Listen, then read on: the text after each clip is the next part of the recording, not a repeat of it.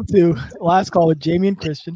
Our guest today, Josh King, the head coach at Ludwigsburg in Germany, but a good friend of mine for 15 years. A while. A long time. So I've been really excited to catch up with you just because I've been watching all the great stuff you're doing coaching over in Europe.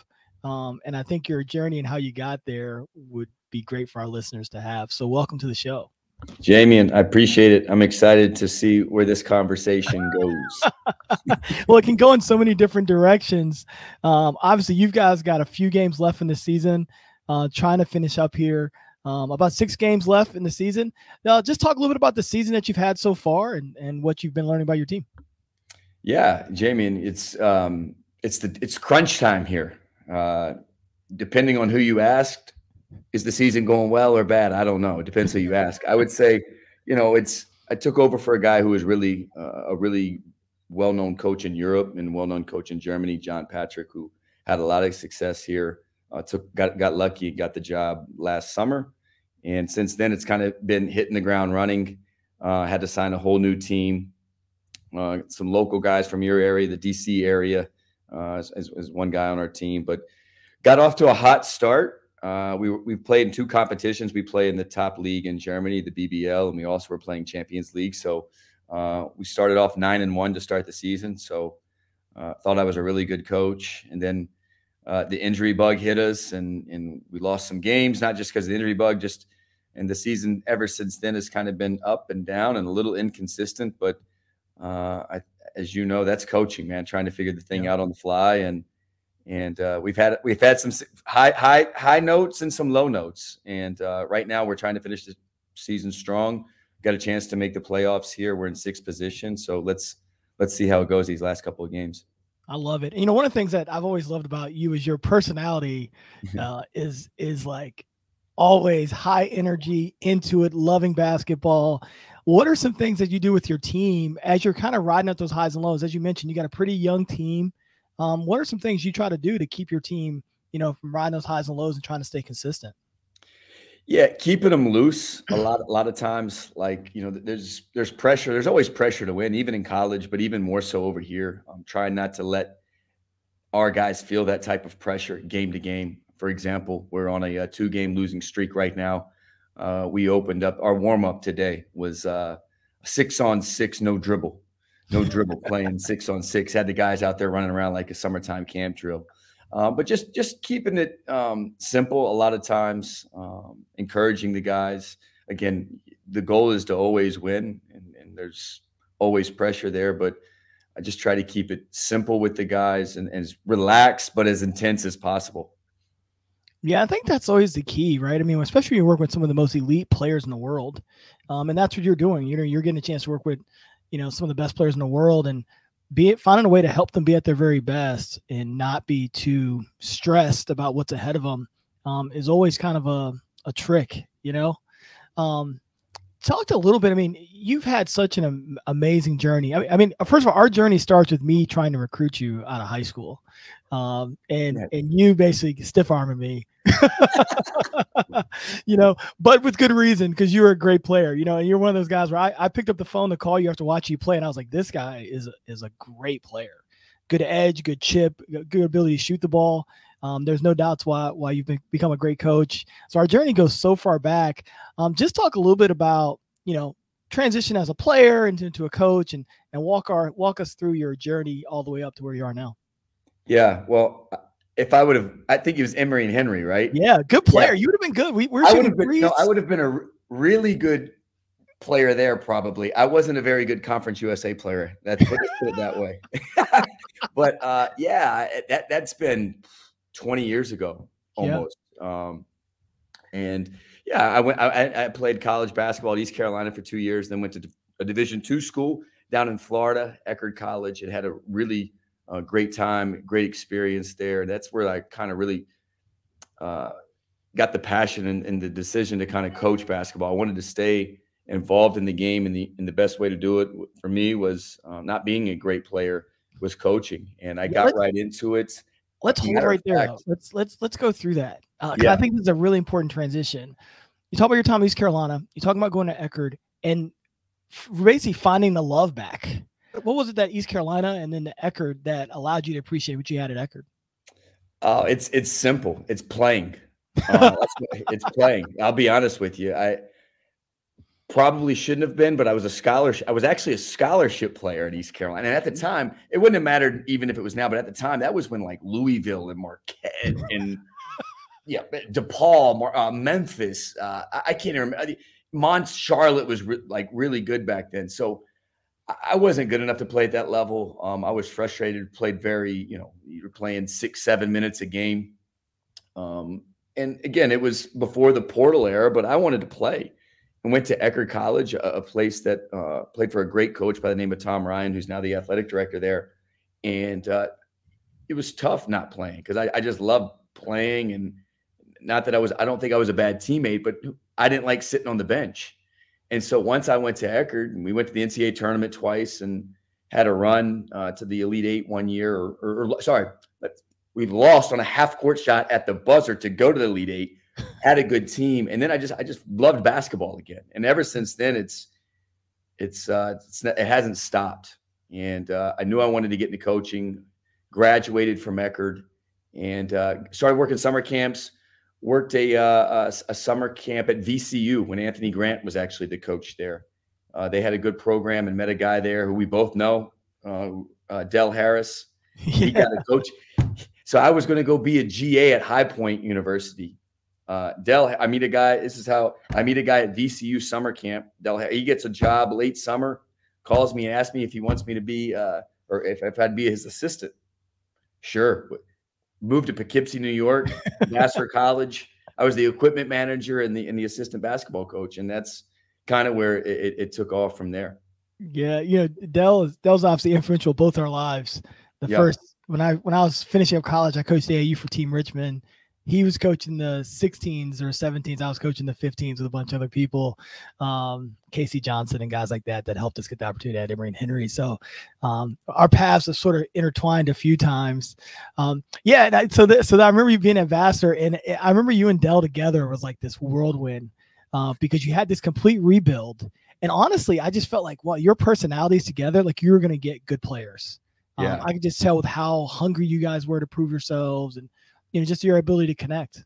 Yeah, no, it was, like I said, you learn stuff from, and it's true. Everyone always says this, like when you get to be a head coach, what are you going to do? And I think even there's things that working with Del, his ability to connect with players is something I jumped off the page right away. But Del is a guy who I still stay in contact with and learned a lot from just as a 23-year-old coach. And I think we were both good for each other there, because we were up in the middle of nowhere, just trying to figure it all out at Vassar. So that was an early on coaching experience for me, but one that I'll always remember. Yeah, I always think that, and I'm always, when I talk to people about moving up in basketball, I always think that first experience is so important. And I actually love the Division III experience, because you're getting a chance to do everything. And I always feel like guys are sort of say, hey, I'm going to go be a GA at this level. And it's like, you're so far from the top. It's hard to learn what you need to learn, but being the equipment manager and the assistant coach and the recruiting coordinator, there's a lot you're going to learn. Oh yeah. Some of my biggest memories from Vassar was not even basketball wise. It was packing cross-country bags and the cross-country coach yelling at me, man, my best runner didn't have his warm-up tight. Or the rugby coach getting mad because the water coolers weren't cold enough or something like this. And at the time, it's like, man, what is this? But you look back and you go, man, that was like really funny, which was probably a little bit stressful then. But those are some of the experiences I've had. But they make you grow. They make you appreciate where you're at and where you've been. Yeah. And so you go from Vassar to Lowell. I went to UMass Lowell for 1 year. Yes. Yep. UMass Lowell for a year. Yeah. And then was at UMass Lowell for 1 year. And then I went to Marshall University. I was there 4 total years, but I was there my first 2 years at Marshall. I was a grad assistant. And then we had some movement on the staff, and I worked for a guy by the name of Tom Harrion, and he moved me up from grad assistant to assistant coach, which is not normal really in college basketball, but he gave me the opportunity to get on the floor, to get to recruit. And at a really high level, we had some really good players there, and we had a little bit of success, and then moved on from there. Went and worked at Hoop Group. I was at the Hoop Group after Marshall. Got out of coaching after the Hoop Group for a year. Yep, was a pharmaceutical sales rep. I was a pharmaceutical sales rep for a year. And a lot of, Jamie, I'll tell you, a lot of people go like, oh man, that must have been miserable. Like, man, I loved it. I love being a pharmaceutical sales rep. Like, what's the best part about it? Listen, coach, I miss coaching. Don't get me wrong. I love being part of the team and the camaraderie and the competition. But I'm not going to lie to you. On Friday at about noon, I was done till Monday morning at about 10. So there was no stress. What are we doing this weekend? Where are we going? What are we doing? You could make plans and you could be a normal person for a year. But I found out within, you learn things with different experiences, and that's not what I wanted to do for like the rest of it. It was fun for a year. Don't get me wrong, but I got an opportunity to get back into coaching at the Division I level. My college coach, Bill Harrion, who was at New Hampshire, offered me a position. He had an assistant leave, and he called me, and I had to make this was the most like kind of crucial. When I say crucial, like it's not a really crucial decision, but I had to go, do I want to coach or do I want to do pharmaceuticals or be in corporate America?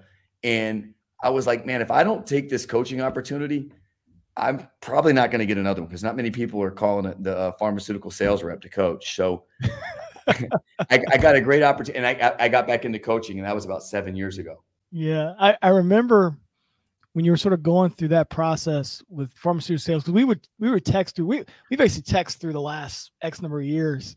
Sure. And you're like, I think I have a chance to get back in. And I was like, where? And you were like, New Hampshire. And I was like, where? But you felt so comfortable with knowing who your boss was going to be. Yeah. And, because you were texting me during that year about how much, you're having a good time, Yeah.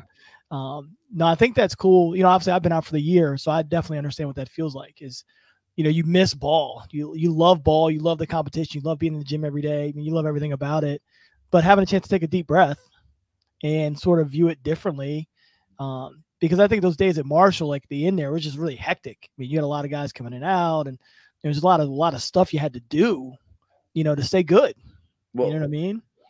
And I don't know, maybe you could elaborate on this, but another thing I learned in that year being out is, especially in coaching, man, you got your team, you're so engulfed in your team and your league, and you think everybody knows, everybody's following what you're doing. We're important, right? You lose 2 or 3 in a row, man. And when I was out, I realized, man, nobody really cares. Because I was in college, and I keep up with it way more than the average fan. Yeah. And I have buddies coaching. I mean, hey, how's it going? Oh, I'm miserable. I'm like, well, let me look and see what's going on. Listen, nobody really knows what's going on. And that's one, not to take yourself so seriously. That's what I try to tell. Like, listen, man, I get it. You want to win. You want to do your best. But you're coaching a game, man. Nobody really is keeping up with you. Yeah, it's funny about my wife said that. We're about 3 or 4 months into 3 months into the basketball season, and we're like, like if you're not really following it, you have no clue who's playing well, who isn't playing well. It's like when you're in it, it's like every decision you're making as a family unit, as a person, is surrounded around this team of guys and allowing your team to be the very best. And then when you're out of it, you're just like, well, there's a bigger world out here. Exactly. There's other things that you can do. And I think it sounds like that was positive for you. Is that fair to say, to have that perspective? Absolutely. You never want to say, man, I hope you get out of it. But I always tell guys, man, you should take a year off. I know it's hard to do, but I always think it was beneficial for me anyways, taking a year off from coaching. It's more normal over here in Europe. For guys, a lot of times guys will coach 4 or 5 years, and then they'll take a sabbatical where they won't coach for a year. Wow. So it's, again, that's not easy to do. You got to make money, whatever. Like A lot of times it's not good if you're not coaching, but I always think it was a positive for me in my life. Yeah, I feel like right now I know more about basketball than I've known in a global sense, not just about like, you know, pick and roll coverage in the A10, right? I mean, I enjoy watching it more. You know, when you're kind of in it, you're sort of so competitive with all the parts of it that it's kind of hard to enjoy it. Where now, like I watched the Sacramento Kings play last night against the Warriors. I'm like, what an incredible game. What an incredible environment. You know, I have no emotion watching it. It was, you know, I mean, I agree. I think taking that time is important. Yeah. It's weird because, you know, in most major pressure jobs around the world, there are like 3-month vacations. You know, you can only work for 9 months, but in coaching, we just keep turning this thing over and over and over.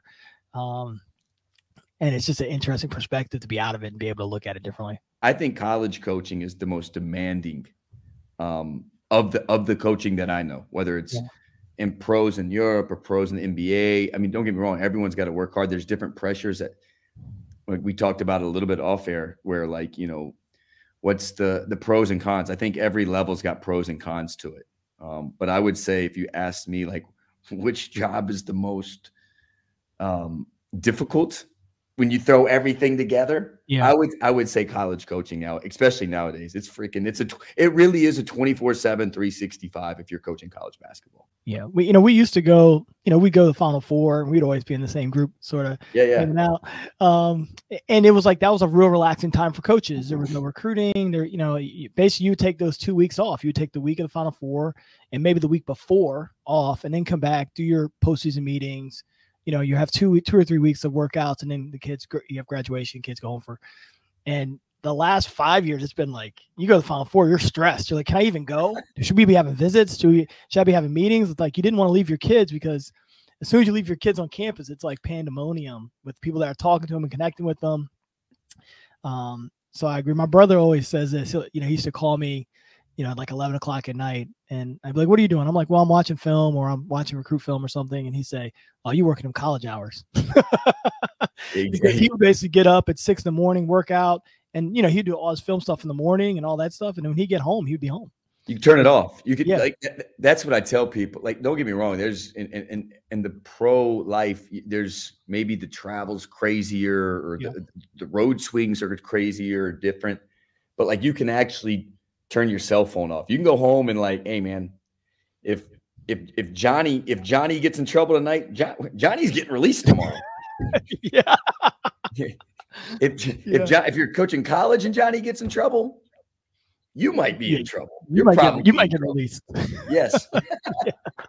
No, it's cool to watch. Like you said, be able to turn it on and off. And you ever text a professional guy, and they may not text you back for 2 weeks. I mean, there's no way you're getting to them. So it makes complete sense. Yeah. No, exactly. So when you decided to make this trek across the pond, how did that all come together? Relationships. Going back to Eckerd College, my college roommate at the time, Joey Cantens, who's now the Daytona State basketball coach, head coach there. He's been all over. He coached some international stuff, but he was here as an assistant at Ludwigsburg. And I had been 2 years at New Hampshire, and they were having a really good season that year. Mm-hmm. And I came out here for the playoffs. And I met the coach here when I was out here, and I loved the ball right away. Like, I love the environment. Yeah. I love the atmosphere. It was just a different brand. And later that summer, Joey left the position he was in, and I had met the head coach. Joey left to get back into college coaching. And the head coach at the time, John Patrick, called me and said, hey, Joey's leaving. I need an assistant. You want it? And man, I was really back and forth on it. Because I liked working at New Hampshire. I liked working for Coach Harry, and I was, I guess you could say, comfortable there. Yeah. But I just wanted something different. And I had been out here, and I said, why not? I had nothing holding me back. I had no ties to, and wife or kids or anything like that. I said, why not? Let's do it. And kind of just like a leap of faith, really. And I didn't know how long. It wasn't like if you would ask me, I'll probably do it for like 2 years. Let's do it for 2 years. And now you hear these stories all the time. Now I've been over here for 5 years now. So I was here as the assistant for 3. And then I was a head coach in the Czech league last year, Czech Republic, in Prague. And then now I'm here. Actually, Jamie, you know, it's funny. When I was last year coaching in Prague, I coached the Division III National Player of the Year. He was 2020 Division III National Player of the Year. I had him on my team, Nate West. Yeah. He was a five. He's about, how to describe Nate, 5'9", 5'10", Steph Curry. Wow. Wow. Yeah. I remember having that conversation with you as you're thinking about leaving New Hampshire and heading over. And I just remember hearing how excited you were about it. You know, you were sort of calling and you were saying, well, you know, what do you think about this? But I could tell you were excited. Yeah. So when I hung the photo, I was like, oh, he's going to go do that. Like, you're excited about the possibilities because I felt like you'd seen enough in college basketball to recognize like your pathway to get to wherever, you know, I mean, it's just a tough pathway.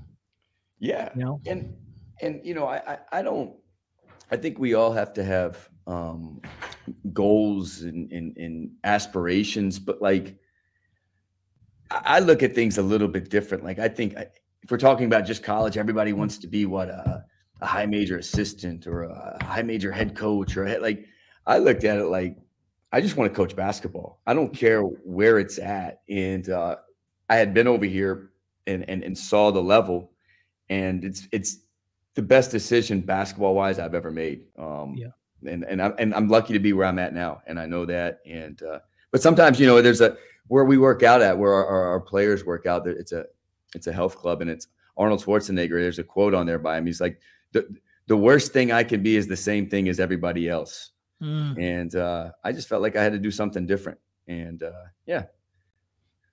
doing something different, Jamion. I love it. I remember earlier that year we had connected. This is probably, we don't have to say the kid's name. As a kid that visited us and then visited you. And we had some stuff happen on the visit. We're like, you know, not like stuff happened, but just questionable character behavior stuff. Mm-hmm. And so it happens on our visit. Something happens on our visit. So people probably don't realize that, you know, obviously we're competing for the same guy and we're trying to figure it out, but you don't want your friends to make a mistake either. Yeah. Right. So it probably weird. Like my staff was like, yeah, we heard this happened. And then we had heard something happen on another visit. So I was like, well, I'll just call Josh. Like, they're like, what? You're going to call New Hampshire? I was like, well, yeah, I'm just going to call them and see if anything happened with theirs. And so it's weird at the end of it. I think the kid ended up with only one option, because we were like, you're like, this is not going to be an option here. We were like, this is going to be an option here. And we were all just sort of backing away. But I did appreciate that kind of respect and camaraderie that you are able to have sometimes in college when you know the guy. It's funny you say that. It's a good segue of something that's different over here with the coaching. But I can't believe you remember that. I didn't even remember this story till you just said it. That's wow. The scary times when the phone were like, all right. So we're when you said we don't got to say the kid's name, I was like, I'm not gonna lie to you, Jamie. I was like, what's he talking about? Now I'm like, oh, now I know what he's talking about. Yeah. One thing I'll say, like, you know, you get when coaching different parts of the world, I think the coaches over here are a lot more authentic. I think in college, I think if it's your buddy, like if you call me, I'm gonna tell you the truth. Yeah. But if you call your buddy, if you call someone who else isn't your buddy, you're gonna let him deal with it. We're over here, there's not the coaching brotherhood. There's not the camaraderie, which is something, okay, I don't necessarily like either. Pros and cons, right? Yeah. But if I call a coach over here in country X about a player, he's going to tell me, boom, boom, boom. This is what you're getting. This is what you're not getting. There's no sugarcoating over here. And I feel like you don't get as much of that unless it's like your boy. If it's your boy, he's going to shoot you straight. I hope. And most of the time they do. But if it ain't, you don't really know what to believe. Yeah. You got to call somebody else. Why is that, do you think? I think if you ask me why I would think it's like that, in the college circle, if you're talking about, I think coaches don't want to talk bad about a player and it gets back to maybe that particular AAU coach or whoever, a connection they have. Well, we want to get the next player, or it's not like, man, this kid, you don't want this kid, man. He's this, and this. but over here it's like I get it a little bit. There's no real connection with anybody here, so there's nothing to lose in telling the truth. Yeah, quietly, player acquisition is what drives college basketball. Yeah, exactly. And since you can't pay them, you know, word is still very, very is one of probably the biggest currencies you have. Yeah, yeah. Well, yeah, and it's funny because I do a lot of the recruiting. I even did it when John was here, the head coach, the guy I replaced. I did a lot of the recon. I did recon for him because I can pick up the phone and call Jamion Christian or whoever. Like, it's just because we have a little bit of a brotherhood in college. You meet this guy and you got numbers here from being on the road. And I never felt, though, a lot of times, like, especially unless again, it was like a tight connection, I would call somebody and like everyone's always beating around the bush. Well, is he really a good kid? Is he late? Is he on time? Does he drink? Does he smoke? Man, just tell me. I just got to know, man. Just tell me. I'm not going to go say, hey, Coach X told me this, but it's always that fear, like, I got to be careful what I tell this guy, because if he's telling such and such, I said this, man, it could be trouble, you know? So that's a kind of a little pet peeve of mine, nuance, but I get it. Yeah. Actually being out, I've tried to be way better with that. Yeah. Like, hey, here's the good things, here's the bad things. Mm-hmm. You know, kind of take them where it is, take the emotion out of it. Because people need to know the truth. Yeah. And sometimes you can read, if you got some emotional intelligence, like even sometimes I'll call a coach on a player and they won't tell me, but like they kind of told me by like hey, what's he like off the court? That pause, not like, man, great, man. No problem, man. He reads and he works out. When you get that little pause, okay. Don't tell me. I don't want to put you in a bad position. Sometimes you can go that route with it too. Yeah, I remember I called Herb Sendek about a player one time, and I said, oh, tell me about what the X player. And he's like, what I want you to do is ask me questions. I'm like, damn, like, can you not just tell me about him? Like, I have to give you, and I just like, all right. So then you have to go, all right, well, maybe he doesn't like this guy. Yeah. Right. Yeah. So then you have to go through the checklist of things. Does he do this, whatever. And I thought in one way it was you're learning. I was probably 35 years old when I had that conversation with Coach Sendek, and he was somewhere else. But you're learning kind of how to have these conversations. And I thought that was an interesting way to handle it, was just make that person ask all the questions and you can just answer yes, no, maybe, whatever. Yeah. It didn't give me a lot of confidence to take him. And we actually didn't take him. I was just like, all right, Herb Sendek's one of the best coaches in the history of college basketball. If he has a question about this player, then we probably should just pass on it. Yeah. Someone else took him in our league and they actually struggled. So it worked out, Yeah. No, players now, I don't know, man. We could talk all night about the new age player and how. Yeah, let's talk about it. Let's talk about that with the guys coming over there and what you see their adjustment being. I mean, I think that makes complete sense, right? Let's segue into that. Yeah. I mean, I always tell what's the difference in, everyone always thinks like overseas is like physical and like pop and like it is a more physical game. It's a more intense game is the way I would put it. Mm-hmm. So I think when Americans or guys that aren't used to playing European rules or FIBA rules, when they come over here, there's an adjustment from the intensity level. I think that's where they struggle the most, and almost entitlement.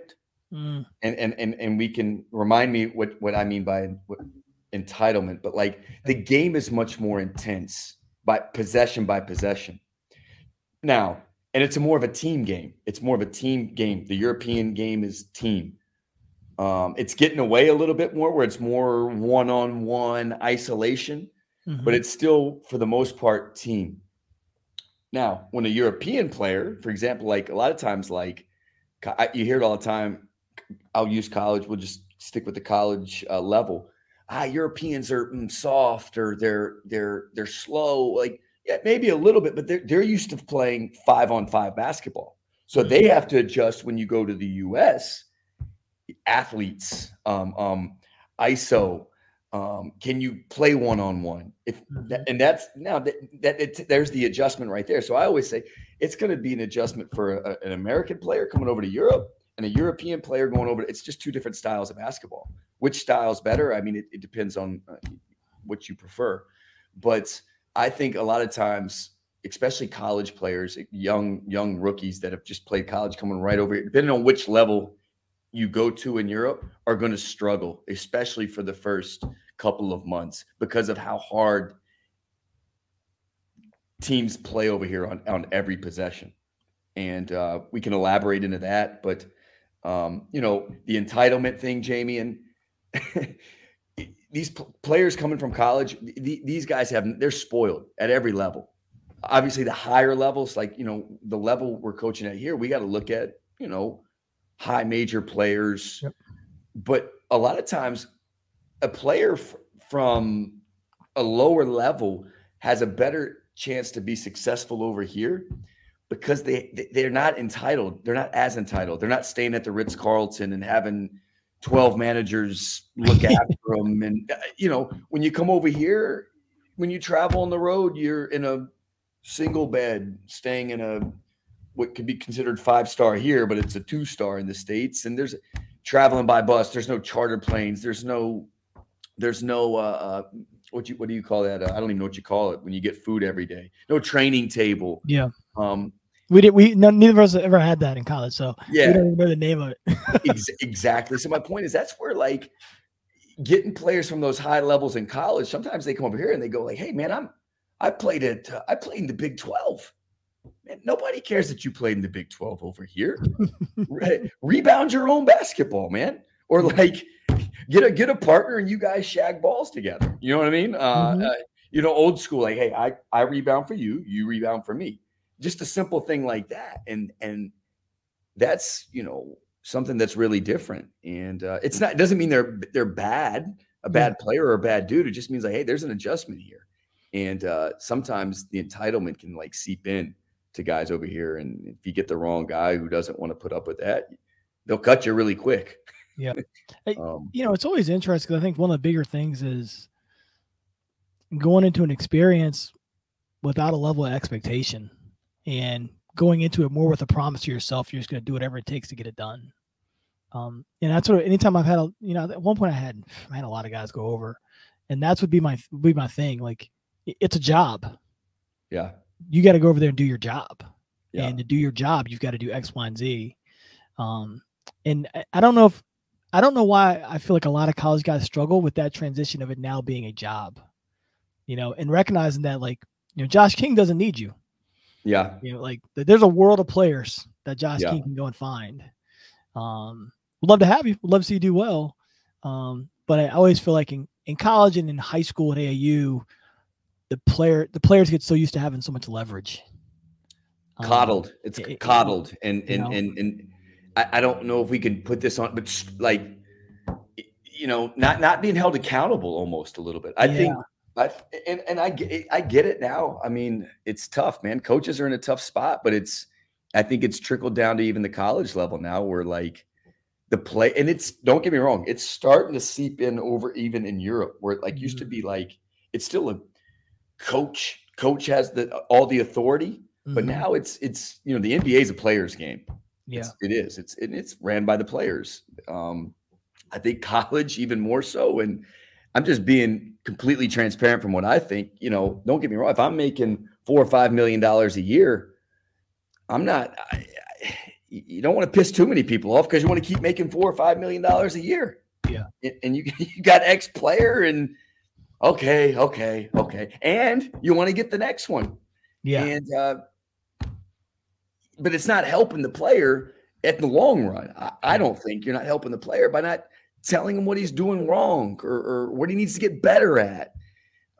Just letting him do whatever, you know, they get away with a lot of things nowadays. I think players get away with too much. It was interesting because, you know, I always talk about leverage. You talk about coddling. And I'm okay with players transferring, and I'm one of those guys that's good. I'm good with all that stuff, all of it. So this is not a negative take on that. Yeah. But the flip side of that is that you have a guy in January looking at you like, oh, I'm not jumping to the ball. And it's almost like, well, if you don't jump to the ball, I'm not going to play you. But if you don't play me, I'm going to leave. Exactly. So it's just like, well, this isn't productive for anybody. Like, you need to jump to the ball to help our team, and you need to jump to the ball to help yourself. But a lot of times the players, they're not mature enough to understand that, no, we're trying to do this together. Yeah. You know, so like, jump to the ball. Our team will be better. You'll be better. And in April, we can still make that decision if you want to make that decision. We don't have to make that decision in January. Exactly. Right. And I just think that's maturity. You know, you get an NBA veteran who's in the last of his contract, he's going to say, I'm going to play my ass off all year so I can have the best options at the end. But a 17, 18, 19-year-old kid is like, no, I'm going to hold my leverage up right now so I can feel good in this moment instead of just getting whatever you want to in April or having a more detailed conversation. Yeah. I trust me. I'm not saying it's easy for the coach. I'm not blaming the coach. I'm just saying that's to your point. I think my point, like nowadays with the transfer portal, it's like, and you got a really talented player, you want to keep getting the talented players, but if you keep bumping heads with talented players, I don't think you're going to keep getting them. So it's like, do you hold the player accountable, or you just kind of like go, man, he's really talented. We're probably going to win if he's on the floor anyway. So I'm going to let him do what he wants to do. And then the player he's used to being able to do whatever he wants. Then he goes to somewhere where it's like, hey, dude, get your hands up, contest the shot, guard the ball. And he's like, what? What do you mean? And this, I'm just using this as an example. This isn't every player, but it is where I think the adjustment of coming over here for a lot of guys. But I'll say this, I think players that come from like a lower level, I think they get, not always, because I know it can be the same there, but I think for the most part, they get maybe held accountable a little bit more. And they don't have all the same necessities that all the other high level players have had.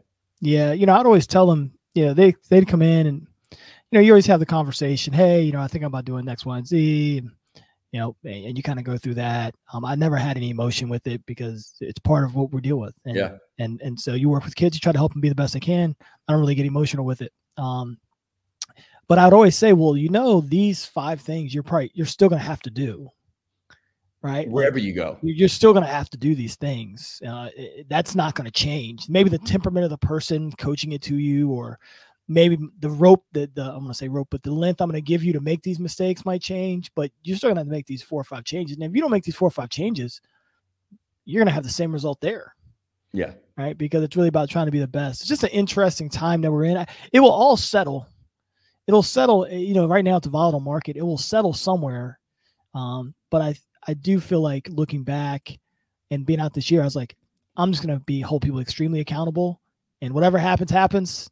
But we're going to play better because I'm holding everybody accountable instead of letting guys kind of get away with stuff, Yeah. Hey, listen, I'm just as guilty as anybody else. Like even this year, like as a young, like, hey man, maybe it's not about maybe guys 2 minutes late, and I'm like, you got to have some accountability in your program. You have to. But like one thing, I think it's cool in college. The portal's nuts, but like in Europe, I'm used to this now from this being my 5th year here.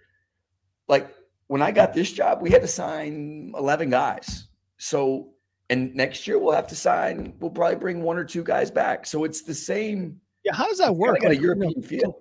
Contractually, how does that work? Like, will you have guys on multiple year contracts, or is everybody 1 year? How's that sort of work?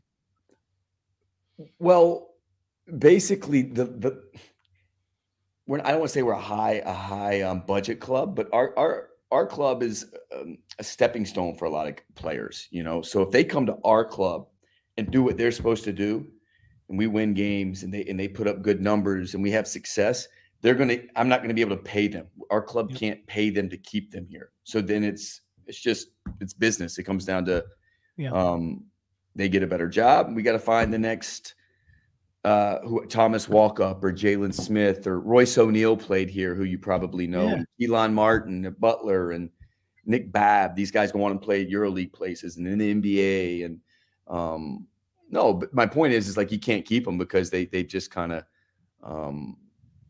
outbid themselves basically. What was the biggest thing you needed to learn in your adjustment? Which is coming over here? Yeah, coming over. Dealing with play. I think it's just like any, I think dealing with pros is, at least, I don't know, Jamie, I mean, I don't want to say nothing's the wrong answer. I had to learn nothing. It's a hard question because dealing with pros is different. I think for the most part, we're talking about, young pros compared to middle-aged pros, guys who got experience. But for the most part, once guys learn to be pros, it's a beautiful thing to show up to the gym every day and just, hey, guys are punching the clock. Yeah. Hey, man, this is my job. So I think for me, I would say so, because you said at the beginning of this, I am naturally highly energetic. I actually had to learn to kind of, at some points, turn my energy down a little bit. Because I think in college, a lot of times, I go to college practice or I watch it. It sounds bad that I'm just, but it's a lot of rah, rah, rah, and you got to do that to get your players. Here, a lot of times, guys are coming in, they're going hard. Because they're pros, because they have to. Because if they don't, someone else is going to take their job. So I think one of my biggest adjustments was just kind of dialing it down a little bit, if I could. I'm still energetic. I'm still wild. I'm still trying to bring positive energy to a practice or to a game. But some of that, just learning the European game is different in general. My first year here, I honestly, I was an assistant coach. I did a lot of film. But I kind of just watched in silence because I'm not going to lie to you, coming from college, because it's a different game. If you'd have taken me from where I was at New Hampshire and put me in this position right here, or even the position last year in Prague and said, coach this team, I wouldn't have known what to do in terms of spacing and the European style. Obviously, the rules are a little bit different. For example, small example, Jamion, you can't call a timeout while the ball's live. We found that out. I had a player, Tommy Kuzi, who just got here a couple weeks ago. And I was just, sometimes you get a new player and you forget, you can't tell them all the rules. Well, I throw him in the game the other day, baseline out, crucial part of the game. It's 1, it's 2, it's 3. He turns to the ref and goes timeout. I'm like, he like throws the ball in real quick. Like next dead ball, I'm like, hey man, you can't do that. He's like, you can't call it that. No. Only after the ball goes in or in certain dead ball situations. Yeah. But there's a lot of different. It's a little bit of a different game. It's still basketball at the end of the day, but little by little. Yeah, it's a great game. I always, I started probably about 8 years ago just watching a lot of like EuroLeague basketball. I just love I love the environments. It's like I was talking about Sacramento Kings last night. I feel like every environment is like the Sacramento Kings environment. It's just an electric environment. People are juiced about basketball. It's just fun to, if you're a hooper or someone that loves basketball, you just want to watch it, be a part of that. Yeah, be a fan. You know what? I love the NBA playoffs, and I haven't watched a second. As a matter of fact, right before we got on here, some people in our office, we have like some interns. They said, hey, you want to come in our NBA pool? I'm like, I know nothing about like I said, I know the Sacramento Kings are up 2-0 right now. And I watched the highlights this morning, but I didn't know they were good this year till just now. I know, like I said, I didn't know Golden State was the 6th. I would have just told you, honestly, I just said, Golden State's going to win it if you'd have asked me like 4 days ago. But the one, when I came over here, I told you at the beginning of this, I came over here during the playoffs 5 years ago. And that's the first thing. Forget the game. The passion the fans have in Europe. They don't go to a game to talk on their.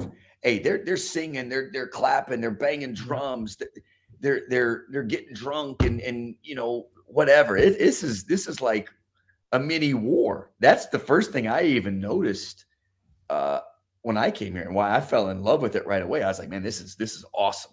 Yeah. And they have this thing called relegation, as you know, in soccer. They have it. My parents were over here back in February, and they came to a game on the road. We played a team who was at the bottom of the league, and my dad was like, "Man, their fans were crazy for being like a last place team." I said, "Yeah, every game matters in Europe, because if they finish last in the league, they go to the second league. They get relegated. Wow. So some of the most important games at the end of the year are the like the two bottom teams playing. You know what I mean? We're like, yeah.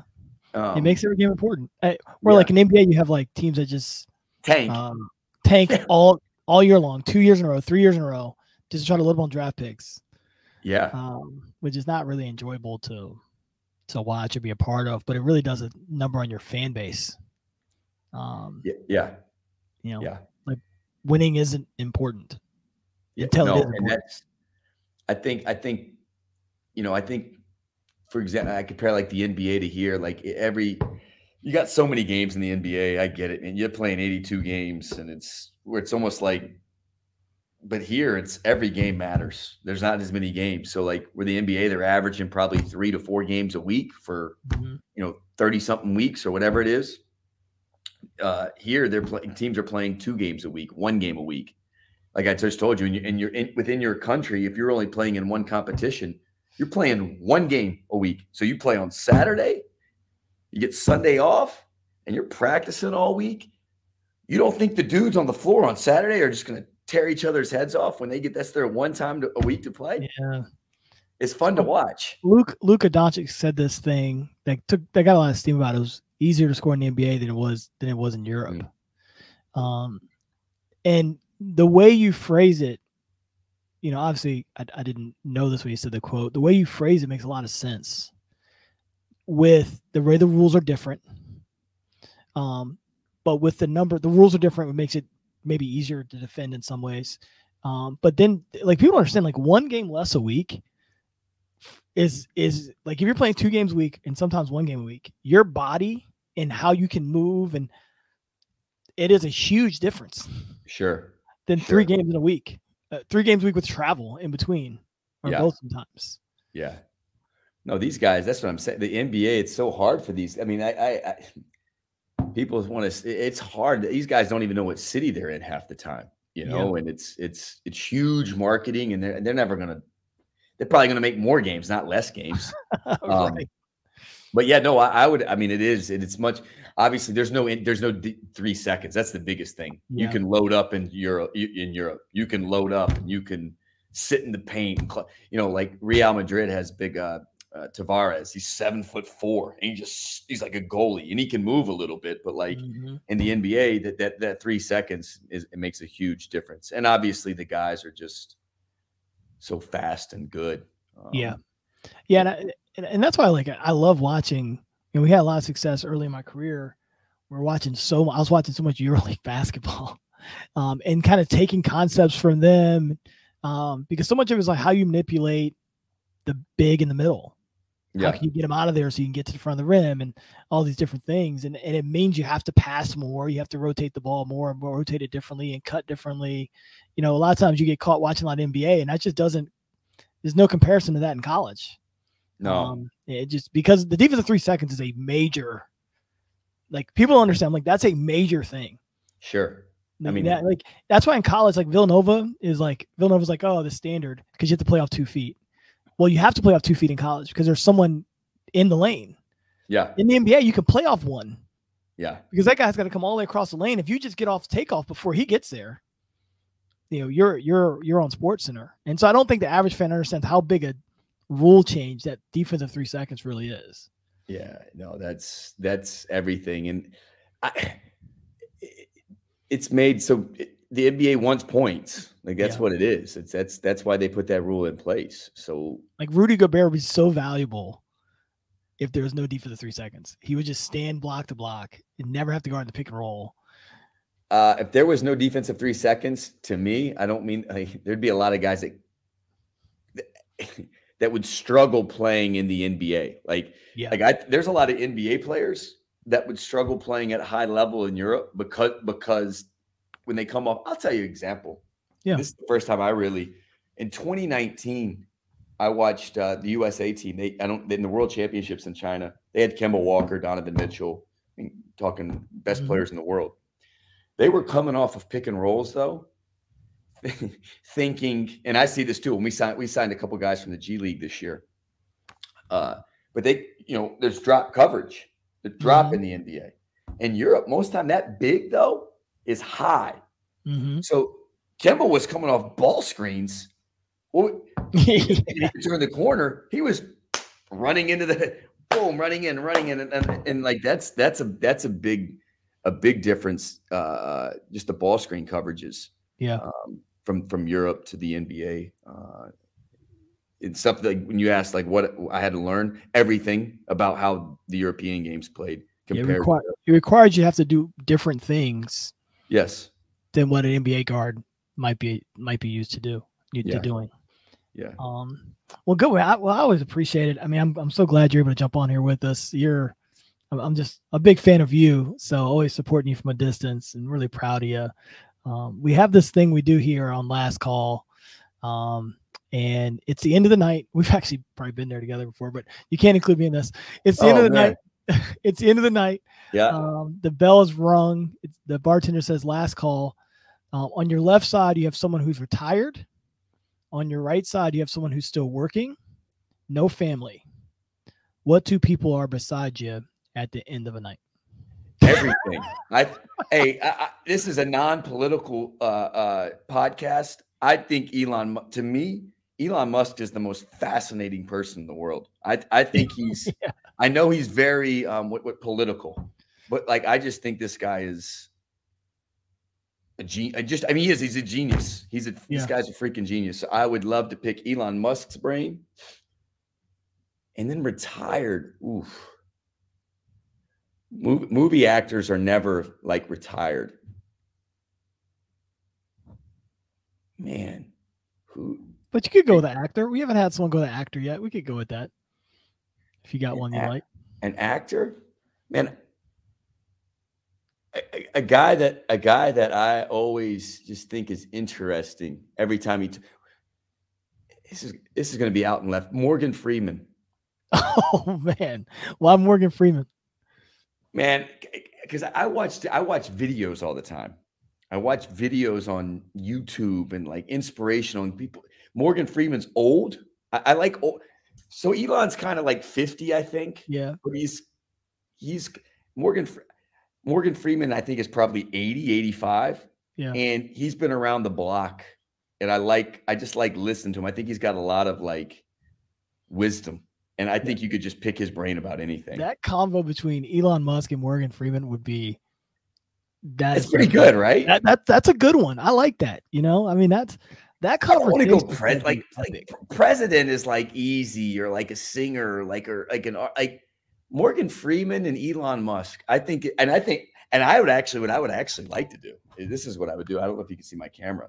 So if Morgan Freeman's here and Elon's here, I would just sit back like this and let those two guys. I think that's more what I'm looking for. I want to see guys, because I think Morgan Freeman's really smart. I think Elon Musk is really smart. I'd like to see what they talk about. Yeah, that combo would be epic. No doubt about it. Hold on. Has anybody flipped it on you and said, who would you have? Like you always asking. No one ever asked me. This is going to be a first time if I have to answer. Yeah, you got to answer. You can. Okay, everyone always, afterwards, like, well, who would you say? Well, I think for me, I kind of go back and forth with a few people. Mm-hmm.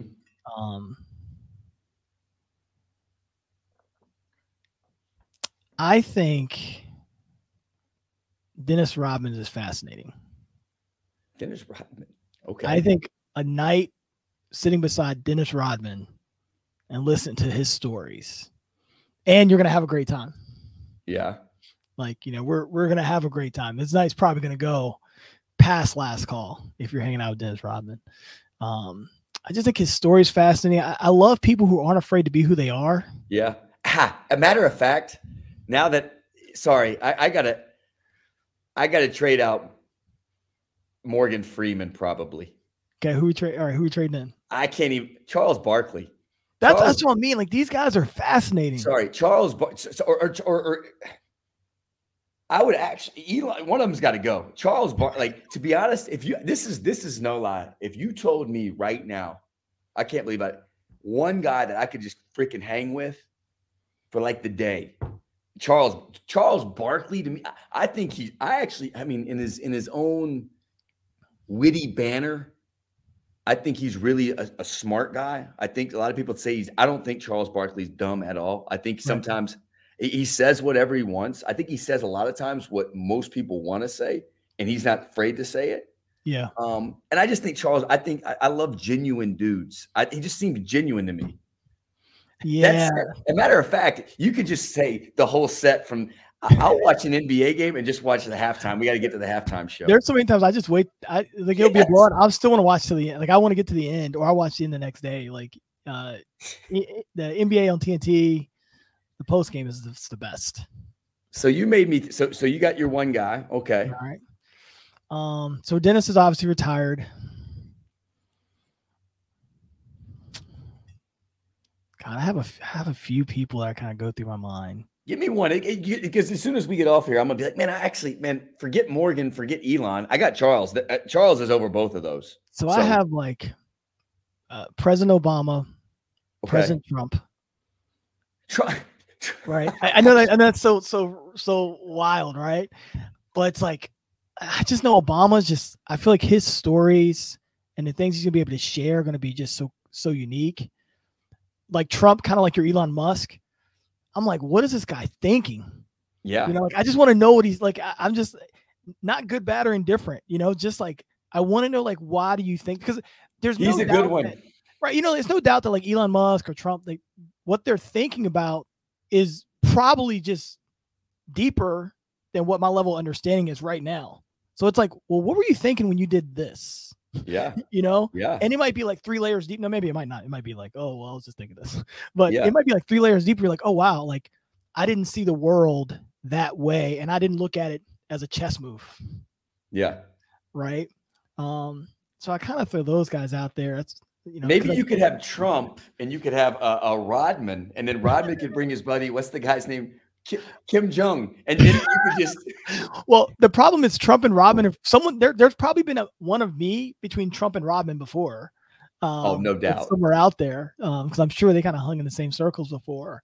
And then like if I had a sport guy, like I feel like Barry Bonds is like really an interesting figure that I think doesn't get. And I'm like a huge Barry Bonds fan. So I got a few guys. Maybe I need a club level seating for everybody. John Smoltz, I think, is one of the best pitchers of all time, and big Braves fan there. So, man, I'm going off the rails now. But you get what I'm saying? Like I just feel like there's so many of these guys I feel are really interesting. That if you had a chance to have a night of beers with them, you get some good stuff. We could wrap. This could be like actually. You should just be like the new like. Wasn't it Elon Musk? Actually, wasn't he the guy on Rogan that was smoking weed? Weren't they smoking weed together?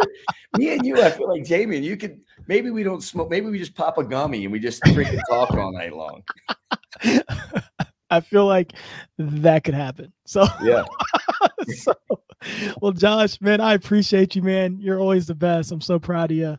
And I'm wishing you the best rest of the season, man. We'll talk soon. Sounds good, Jamie. Thanks, man.